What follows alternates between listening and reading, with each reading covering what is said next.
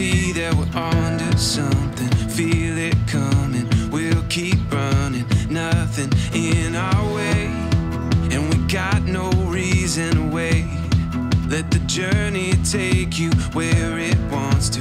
We'll continue to find our way through anything we face. We got what it takes. Here we go.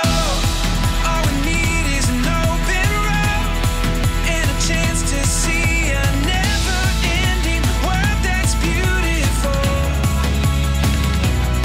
Here we go, with the sunlight on our skin. It's a brand new day, it's ours to take, and we will let it in. This is where the adventure begins. Every step, writing stories that seek to be read, taking hold of the moment as we discover every color filled with wonder. Now we finally see we got everything we need. Here we go. All we need is an open road and a chance to see a never-ending world that's beautiful. Here we go, with the sunlight on our skin. It's a brand new day, it's ours to take, and we will let it in. This is where the adventure begins. Heading out on our own with our hope in the clouds. We're starting to see that we're onto something. Feel it coming now. Here we go. All we need is an open road and a chance to see a never-ending world that's beautiful. Here we go, with the sunlight on our skin. It's a brand new day, it's ours to take, and we will let it in. This is where the adventure begins. Pretty cool. So I want to welcome all of our churches from around the country, around the city, Decatur Church. Thanks for tuning in today. And for those of you who are watching from wherever you're watching from, we're so excited about this season. About, 25 so years ago, Sandra and I were young parents, had 2 kids at the time. And, when you're a parent and you got babies, you don't know what you're doing. You don't know what you're doing. You pretend you know what you're doing. You figure it out. By the time you figure it out, they're in middle school. Then you got to figure that out. And it's impossible to figure that out. But anyway, so we're at home. We lived in Dunwoody at the time. And we hear this terrible hacking kind of cough from upstairs. So we run upstairs to figure out which baby monitor it is. And Garrett, our youngest at the time, was about 18 months old. And he had this horrible cough, just kept going. So we pick him up, walk around, do all the normal stuff. And it's getting worse. And we can tell it's like he's coughing so much, he's having a hard time breathing. He's trying to sort of gasp between. So we start panicking. And anyway, we call 911, which is what you're supposed to do. And so I'm holding him, we're waiting. And I know there's a reason for this, so you don't need to explain it to me, but it is kind of odd the first time this happens. You call 911 for a medical emergency and a giant fire truck pulls up. It's like, oh no, there's no fire. That's not what we need. But anyway, that's what they do. I get it. So anyway, eventually, the EMTs get there. They come in, I'm holding them, and Sandra lets them in, and they've got all the stuff, and there's a woman and a man, and they got all their gear, and she comes over to take Garrett, and I immediately kind of pull back because, and you know where this is going. I mean, I got to know before I just hand you my child, are you a Republican or are you a Democrat? I know. I mean, you're not just going to hand your child, your baby, to some person if you don't know how they voted, right? No. You know what? I didn't care about their politics. I cared about their competency because this was an emergency. And when there's an emergency, you don't care about that stuff, right? So as we launch this season of Be Rich, it appears to me, it seems to me, and to many of us, that our whole nation is like having an emergency, like having a breakdown. Everything's politicized, everything's so divided, climate, COVID, the vaccine. Is it 2 doses, 3 doses, no doses?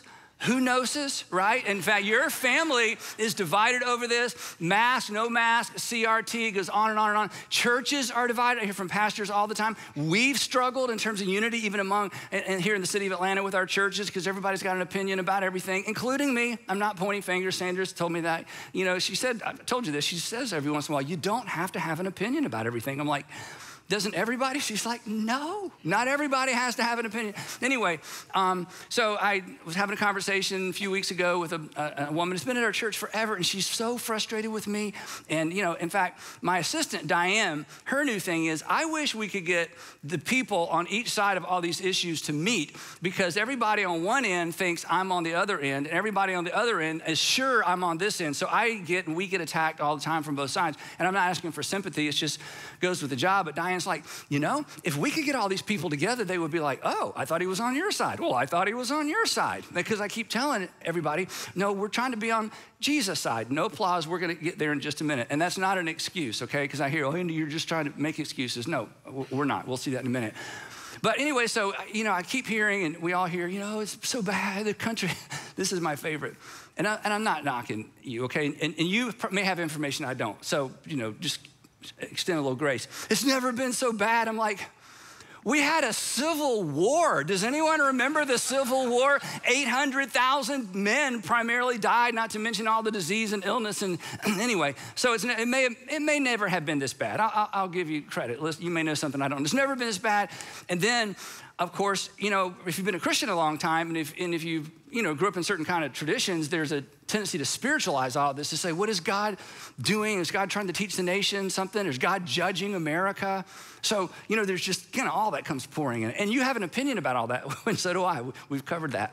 So I don't know, and I would be crazy to try to guess and tell you what I think God is up to. You know, I don't know about that part. But here's what I do know.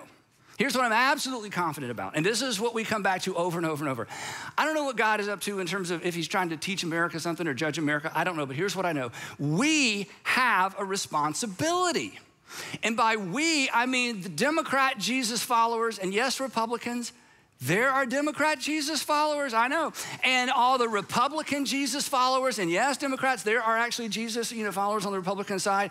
That the Democrat Jesus followers, Republican Jesus followers, we have a responsibility, black, brown, and white, everybody's precious in his sight, Jesus followers. We collectively, whether we can agree on a whole lot of other things or not, we have a responsibility. And we don't have to figure out what God is up to, in the world, and we don't have to figure out what God is up to in the United States of America, although Jesus gave us some hints and some clues. And we don't have to figure out how to solve the world's problems. In fact, I doubt we would ever all agree on how to solve the world's problems or even our community's problems. And I hate to bring this up, but since we're in church, some of us can't solve our own problems, right?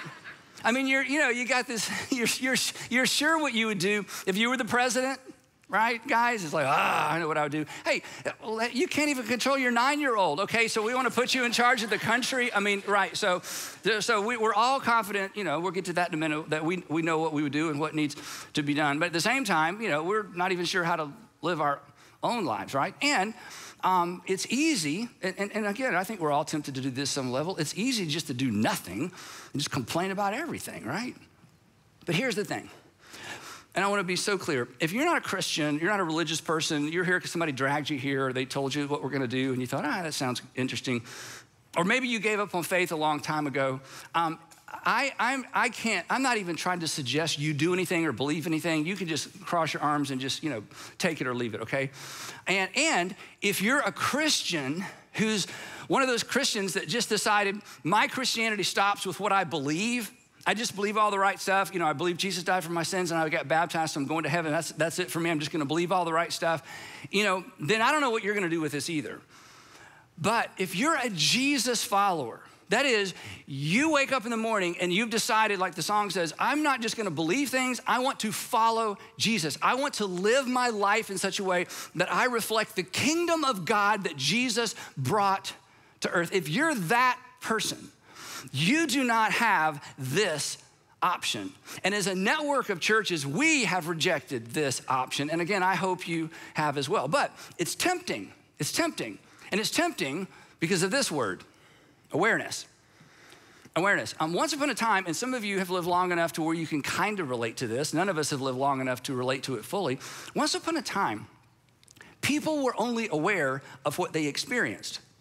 They were only aware of the heartache and heartbreak and the death and destruction, even wars that they experienced or were in their vicinity or their region of the world. They had no idea what's going on everywhere else, right? They were only aware of the poverty they saw or the poverty of the people they knew or the poverty of the people who they knew that knew someone. They were only aware of the illness that they experienced or that the people around them experienced. We, on the other hand, we're aware of everything everywhere, and it's overwhelming. And again, it's partly our fault. And it's partly our fault because every news agency understands this, and you shouldn't be so critical of them because they're playing off of something that you let them play off of. We just aren't that interested in good news. You cannot make a living off of good news. People have tried. It's impossible. People say, oh, we need more good news. Well, good luck with that, okay? Just try to leverage, try to monetize good news. It can't be done. In fact, I was a journalism major, Georgia State University, and Dr. Evans, he would constantly tell us, he just, over and over and over, he would say, look, students, nobody cares about how many Amtrak trains arrive safely at the station.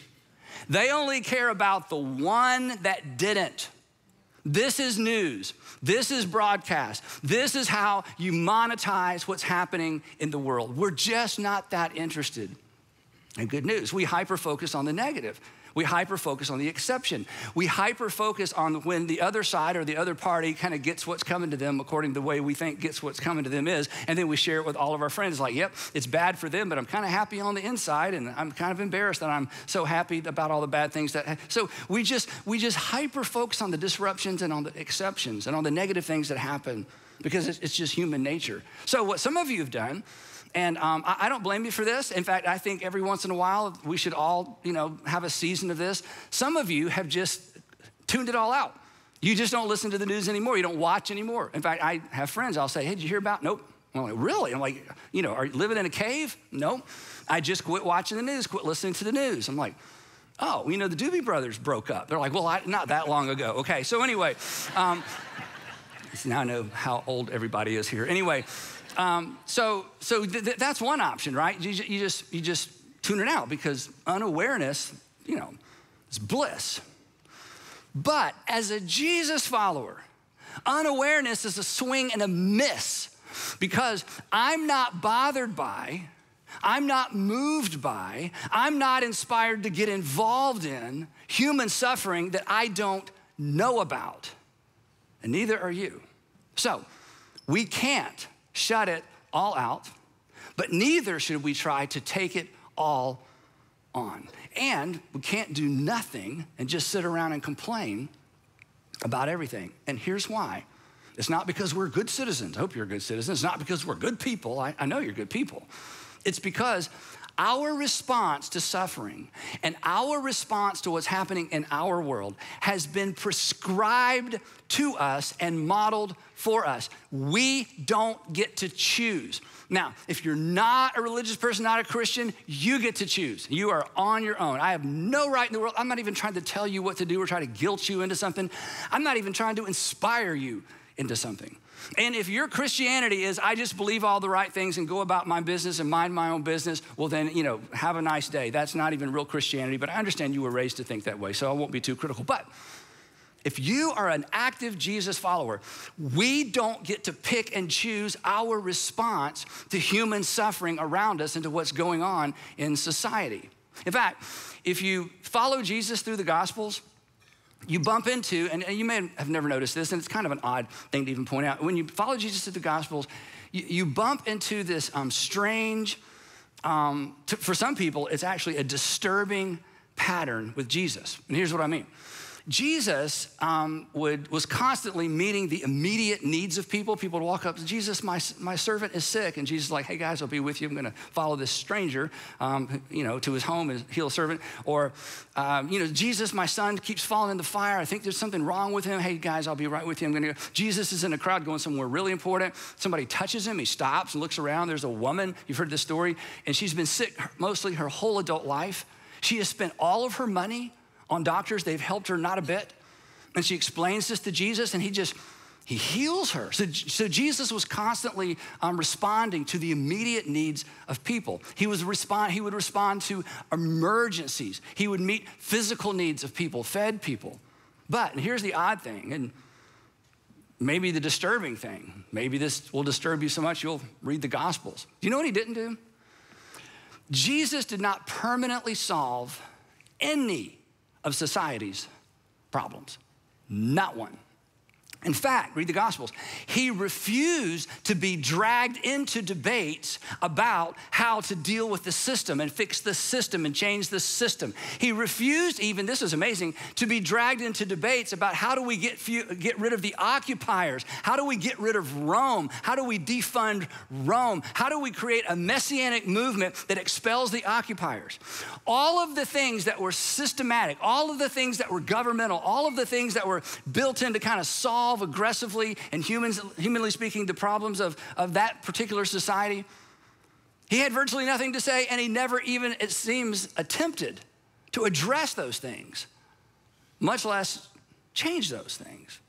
And yet, he was so concerned about the human condition, and he was so concerned about the immediate needs, and he was so willing to jump in and address an emergency. But what he did address, and what all of that points to, is that Jesus came to address, point out, and underscore the root cause of the human condition. Here's one incident, or here's one expression of that, or one way that he said that. He said, for out of the human heart comes evil thoughts, that becomes evil intentions, that becomes evil activities. Out of the heart comes murder, the taking of a life, the anger that spirals to the point of taking a life, the anger that spirals to the point where somebody physically does something to another person and they regret it later, but it just got away from them. He says that comes from the heart. Out of the heart comes adultery, where kids don't get to grow up with a mom or a dad in the home and they ping pong back and forth. Adultery, that's a string of lie after lie after lie after lie, and finally somebody is found out and they have all the reasons in the world why and make excuses, but at the end of the day, Jesus says, this just emanated from somebody's heart, and yeah, there's a backstory, and yeah, when you hear somebody's backstory, you have empathy, but Jesus says the destruction, the aftermath, that came from the human heart. For out of the heart comes sexual immorality, sexual addiction, sexual abuse, sexual scars as a result of decisions. Sometimes people knew better than, sometimes they didn't. He says all of that emanates from the heart. Out of the heart comes theft, white collar, blue collar, physical things, ideas, credit. Somebody actually, for some of you, they stole your childhood because of how they treated you, and they can't ever give it back. He said all of that emanates from the human heart. For out of the heart comes false testimony and slander, or for short, you could just say Twitter. Right? Because Jesus knew, here's the thing, Jesus knew, and we know this when we stop and think about it. I mean, you just look at your children, just look in the mirror. We forget that our problems, society's problems, your problems, my problems, our collective problems, they stem from our sinful, selfish, at times self-centered, appetite-driven condition of our hearts. And no system, no political platform can solve that. In fact, this is kind of discouraging, but hey, I've said other more discouraging things, but this is true. There are no perfect solutions. There are no perfect solutions that involve people, because people are involved in both the problems and the solutions. And this doesn't mean we don't work for solutions, and this doesn't mean we don't vote for people who we think have the best solutions. It's just at the end of the day, We're kind of rearranging chairs on the Titanic just a little bit because the root problem, this is what was so brilliant about Jesus. It's why if you're not a Christian, you should at least, don't have to believe the whole Bible, just read the Gospels, just read the Sermon on the Mount and ask yourself, wouldn't the world be better if everybody embraced Jesus' ethic that he summarizes at the end of his ministry that we'll get to in just a minute? Because at the end of the day, the problem is the human heart. And so Jesus is like, look, your system of government, whatever, the occupiers, hey, one day the Romans, one day Jesus is gonna say, one day it's not even gonna be Romans, okay? Like, really, yeah. So just, there's a deeper, more fundamental issue. It's the condition of your heart. And government was given by God. You know what government was given by God to do? To basically answer the question, how low can you go? How low can you go and get to go on your own and be on your own? If you go too low, you don't get to go anywhere else, okay? The government, and this is the role of government. It's the unenviable role of government. Here's how low you can go. I'm gonna put guardrails on your selfishness. But the government can't make you be a wonderful person. The government can't make you generous. We talk about this all the time. The things that Jesus modeled and attempted to inspire his followers to, it's only those who follow Jesus or at least embrace his ethic and his worldview and the way he asked people to live and what he modeled. He knew this is the only way forward, regardless of whatever system of government, regardless of who you elect, regardless of which side of any aisle or which side of any issue you find yourself on. And so Jesus came to introduce a different way of living, an upside down way, a backwards way, a race to the back of the line, an others first oriented living, marriages that are submission competitions. You just try to out-submit each other. Again, a race to the back of the line, asking the question, what do I do with my power and my resources? A way of living that understands that we should never feel guilty about what we have. We should feel responsible because it's not ours anyway. The people who manage your money, they do not feel guilty. They feel responsible. And so Jesus would say, hey, everything that you have, your opportunities, the physical things you have, your possessions, your talent, all of it is on loan from God. And you should never feel guilty. You should feel responsible. And when you embrace my kingdom way of thinking and when you embrace my kingdom way of living, you will make your resources and your talent and your ability and your opportunities and your connections, you will make them available for the benefit of other people like I came into this world to do for you. And this way, this new way of living, this new way of thinking, this backwards way of thinking, this kingdom that was all upside down with a king who came to sacrifice his life for his followers, instead of asking his followers to sacrifice their lives for him. It was called in the first century, you know this, it was called the way. It wasn't called Christianity, it wasn't called the church. It's called the way. Because Jesus said, I'm the way. Well, what does it look like? Jesus would say, it looks like me. Well, what does it act like? It acts like me. I have come to reveal what the Father is like. Philip, if you've seen me, you've seen the Father. Show us what God's like. And Jesus is like, okay, that's too big of a question, Philip. Just here's the best thing. Just look at me. You want to know what God's like? You know what God acts like, how God responds? You follow me. It's called the way. And it ran contrary to my nature. And it ran contrary to your nature. And as we talk about all the time, this new way of thinking, this new way of living, it was fueled by a single command. Not 10, just one.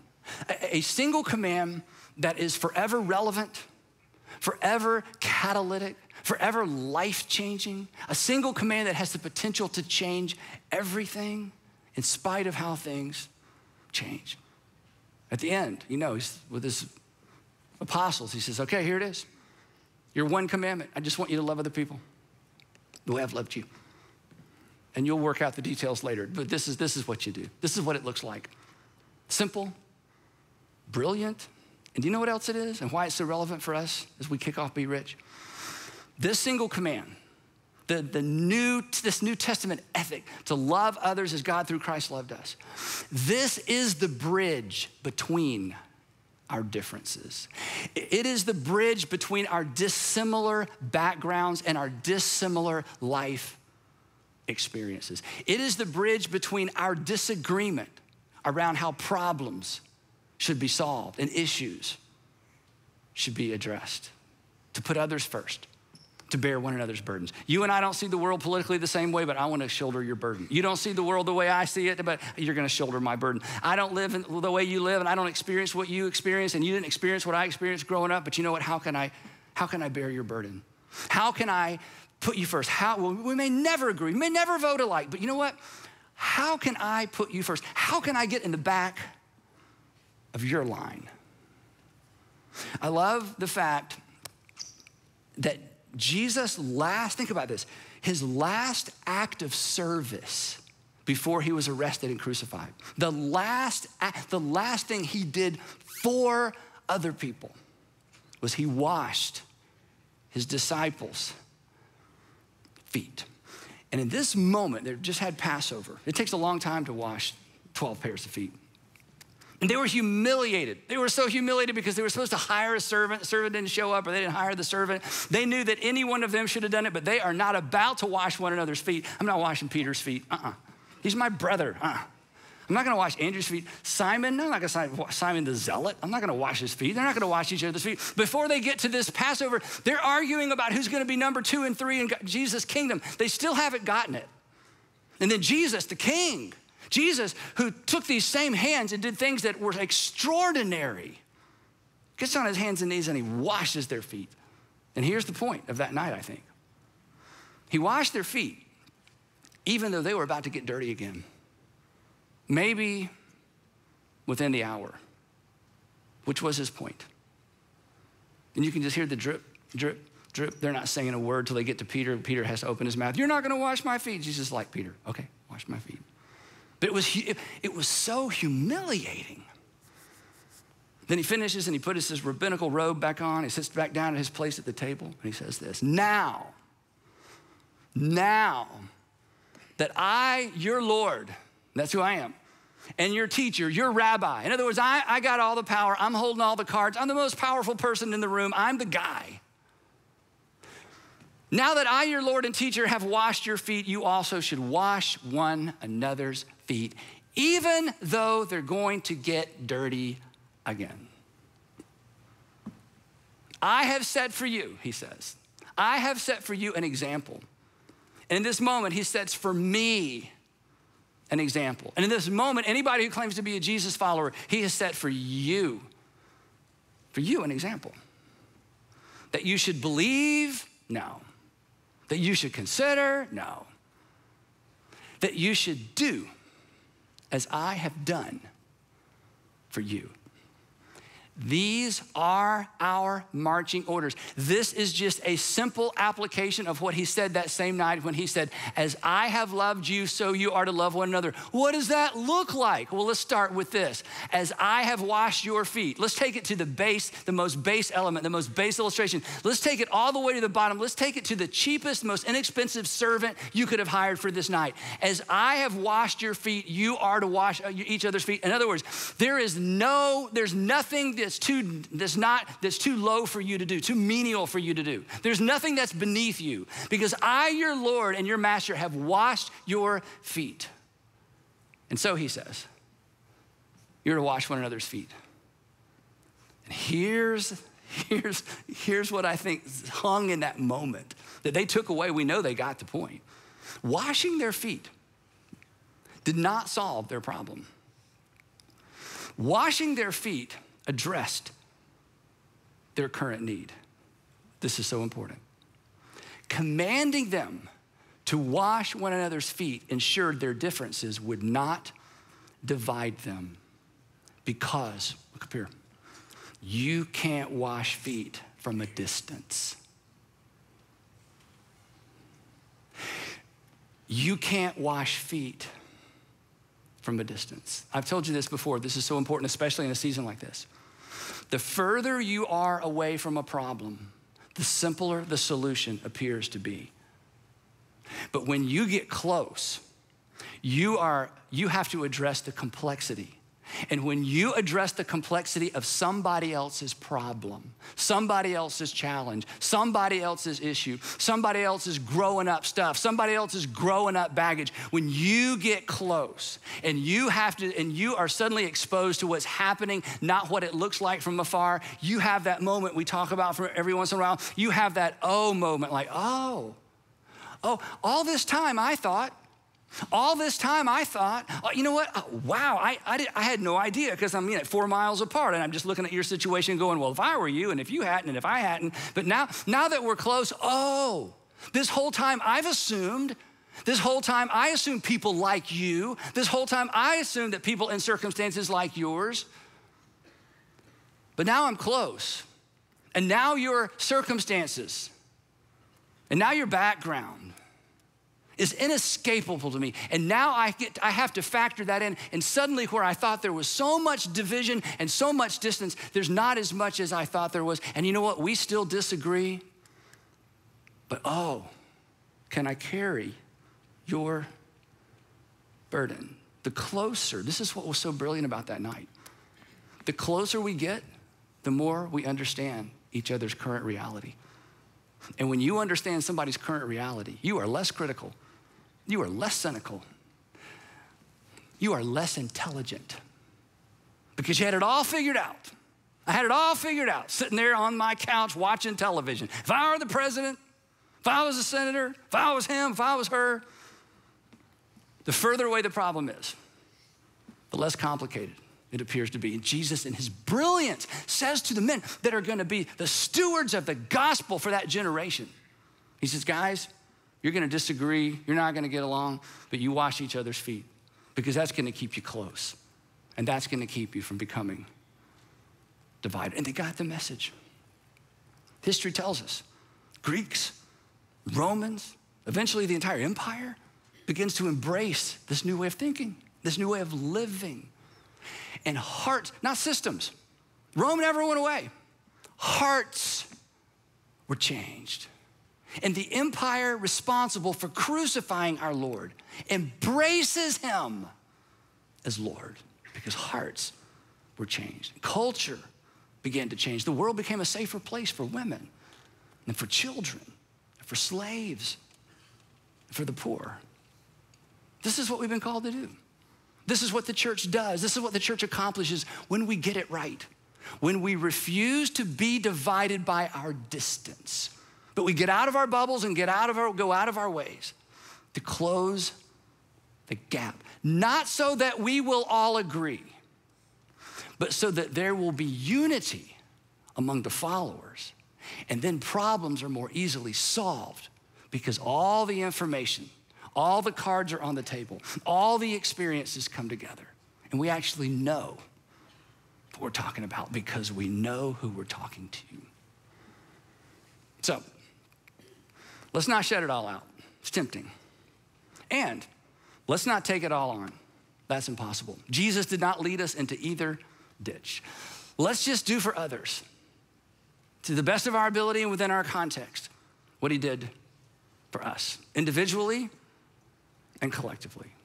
In other words, let's do what we can do. And let's do what we can do now. And let's do what we can do together. And this is why we do Be Rich. Now, if you're new, every year, here's what we do. We come together and combine our resources in this season to do for others what they can't do for themselves. And we're gonna do corporately what hopefully you're all doing individually throughout the year anyway. And what that is simply we're gonna give and we're gonna serve and we're gonna love in Jesus' name. This is our opportunity to collectively say to our communities that everybody matters to God, whether God matters to them or not. And the reason we call it Be Rich is based on something the Apostle Paul wrote to Timothy, a young man that he was bringing along that he knew that may someday take his place as an apostle and a missionary to the Roman world. And he wrote to Timothy, he said, Timothy, when you're at these churches with all these Gentile believers, I want you to make sure that you command them, not suggest to them, command those who are rich in this present world to do good, and here's our phrase, and to be rich.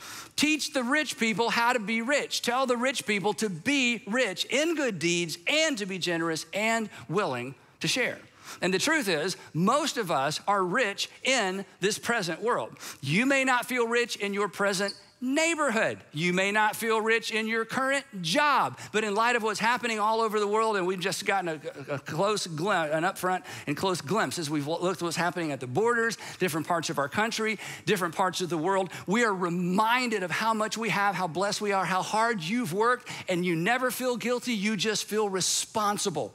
And rich people, blessed people in this present world feel responsible. And Paul says to Timothy, you tell them they are to be rich. They got to be good at being rich. They got to be rich in generosity and in their willingness to share with others. So we should be generous and we should be willing to share. And you are all year long, but this is the season we come together and we do it collectively. And that's what we're about to do. Now, if you're new, just to let you know how this works, we have a network of churches all over the country, and many of them participate in Be Rich during the Be Rich season. In fact, if you're part of one of those network churches or you're in a church that's part of our network that's participating this year, your lead pastor is going to come at this time and tell you what your church has in store for your community. So welcome them to the platform. Okay, back to us. Now, sorry, we have a bunch of churches that are going to do their own thing. So we've been doing this. This is our 15th year of Be Rich. And for the past 14 years, just a little update on what you've done. And again, if this is your first time at our church or one of the first times, this should be amazing. These are the kinds of folks that you're surrounded by. You have served at our nonprofit partners around the city. You have served, this is hard to believe, over 500,000 hours of community service, not because you're working off, something, because you actually love, thought I'd throw that in there. It's like, really, opportunity. There may be some of that. But anyway, we have served together over 500,000 hours in these organizations, these charities all over the city. You have given almost $60 million away, which is amazing.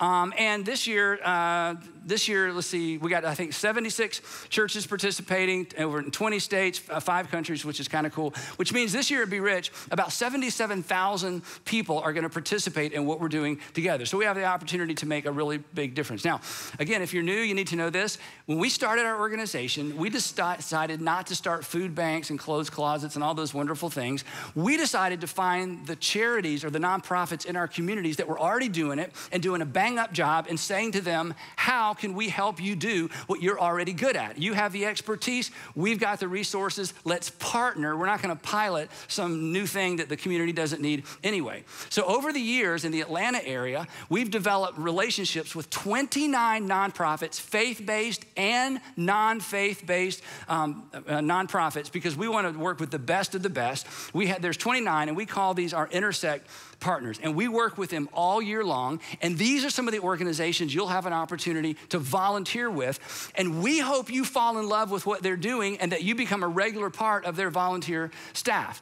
And these organizations address issues like food insecurity, foster care, medical care, housing, education, among probably a dozen other things. Then in addition, we have 12 global partners that we work with through our church in our division we call Global X. And so Global X sits within our organization, but it distributes and collects the needs of these organizations all around the world, and we have Intersect partners all around the world as well. So here's how it works.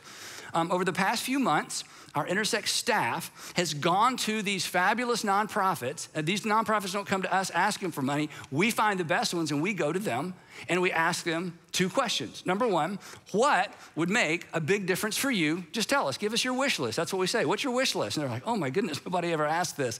And secondly, what would help you make a big difference with the people that you're serving in the community? And then we get all these projects together. We look real closely and we vet about we vet about several $1 million worth of projects. But here's the thing, and this is what I love about Be Rich. With Be Rich, we never set a dollar amount in terms of a goal. Our goal is very, very simple. Our goal is a participation goal. We want 100% of everybody watching who's in any of our buildings. We want 100% of the people who are a part of this or could potentially be a part of this to participate. So we're asking 100% of you to give something, and then we're going to give 100% of it away. There's no shipping, there's no handling, there's no administration fees. And here's why. This is what's amazing. The reason we're able to give away millions and millions of dollars every year is because so many of you are percentage givers and priority givers to our local churches. Because you are so consistently generous to all the stuff that people don't love to give to when it comes to a local church. You have given on the app, you give online, you give all kinds of ways. Because of your consistent generosity to our local churches, we are able to give big time to our local communities. And here's the best news of all. Well, maybe the best news of all. After 14 years of doing this, there is still no price increase. There's not even an adjustment for inflation. We are asking everyone to give a one-time gift of, let's just say it all together, of $39.95. That's it, a one-time gift of $39.95. Now, yesterday, Sandra and I were driving home from something, and her phone rings, and it's our friend Tan. A lot of you know Tan. Tan's one of our fabulous worship leaders, and I didn't tell her I was gonna share this. And Tan's on the phone. She's saying, I'm out of town. I'm with my mom this weekend, but I know it's Be Rich. I wanna go ahead and do my Be Rich giving. Is it still $39.95? And I was so tempted to say, well, Tan, for you. And anyway, yes, it's absolutely, it's $39.95. And if everybody watching from wherever you're watching from, and everybody at our Atlanta area churches gives $39.95, then today we will collect about $2.3 million. Wouldn't that be fun? This will cover about 49 really big projects for these. Yeah, that would be great, yeah. And don't be intimidated by the decimal. It can move either way, either way, either way. Okay. But we went ahead and vetted another $2.5 million worth of projects because every year you go crazy, but I've just insisted we're not setting a dollar amount. I want everybody to do a little bit of something so that we can do something amazing collective. So these fabulous organizations we work with, here are the kinds of things that they're doing, and then we'll get you out of here. They're providing foster family support, resources for families who have children with cancer. A lot of you have gone on Lighthouse retreats, so we're gonna help with Lighthouse. Emergency assistance for the homeless, several organizations doing that. Border Station Rescue to rescue girls from trafficking, an organization that we work with for years. We can't even tell you what country it's in. Medical care for low-income families, several organizations doing that. Several organizations doing job training. And then supplies and staff for underfunded schools. There's several underfunded schools. You would be surprised where they're located, different counties around the state of Georgia that we get involved in. Sustainability projects. This is one of the coolest things we do. The nonprofits we work with are so great, they're constantly looking for ways to raise their own money by creating industry or a small business within their nonprofit. But if any of you have started a small business, you know it takes capital to start a business. So what we do is we say, hey, you've got a great income producing idea. Let us be your angel investor. We will invest. We'll just give you the money to get it started so that you become self-supporting or self-sustaining or more self-sustaining in the years to come. Also, we love to cover operating costs for nonprofits because when people give money to a charity or a nonprofit, they want their money to go directly to the people being served, but we all know it takes money to run an organization, so we love funding operating costs, which means helping them hire additional staff and help them with technology solutions. Technology solutions are expensive, but they are critical, they're vital to success in any organization. So we come in and we kind of do the stuff that's not a whole lot of fun for them to talk about to donors, but we understand that this stuff has to be done. And that's the role you play with some of these fabulous, fabulous organizations. These are all game changers for these organizations, and they are life changers for the people and the families that they serve. Now, circling back around, we'll wrap this up. Jesus, again, was so clear about this. We talked about it a lot last week, that last time we were together. So clear about this, that devotion to God is best demonstrated not in our church attendance and not in the prayers that we pray and not even in what we believe about God. He's so clear about this. That devotion to God is best demonstrated and authenticated through love for other people. And extravagant generosity, our extravagant generosity for others is actually the most appropriate response to God's extravagant generosity to us. I mean, when you sing the songs like we sang today, Jesus paid it all, and you think about if you're a Jesus follower, you're a Christian, and you're just so grateful for what God did for you, those feelings of gratitude need to be translated in service for others. That's what it looks like to express your gratitude to God. You don't hold on to it. You don't just feel it in the moment. You do something for others as God through Christ has done something for you. And I wish we had time to talk about this. This no strings attached generosity, because in the first century, all generosity had strings attached. You did things for people who could do things for you. That was the way it was. But this no strings attached generosity, that Christians kind of began to eke out and began to seep into Greek and Roman culture, it had an incredible effect. In fact, it eventually toppled or embraced or saturated an empire. It has pretty much saturated our world. People all over the world think people should be generous. That is not human nature. That is a leftover, that's a shadow. Those are the footprints of Jesus in the world today. And I'm hoping that as we continue to model this, talk about it, and connect it to Jesus, that we will have a similar impact in our community. So, once again, let's show the world that our churches are not just about sermons and songs, that our faith is more than sermons and songs, that our faith is about doing and not simply believing. And we've made it easier than ever. On your way out today, you'll see some green balloons, red balloons. If you see a green balloon, that's cash and checks. If you see a red balloon, we're gonna put this all up on the screen in just a minute, that's credit and debit. Or if you get your phone out, we're gonna put QR codes up here on the screen. The QR codes are all over the building. And just a reminder, when you get your phone out, you go to the camera app, hold it up to the QR code, but you don't take a what? A picture, yes.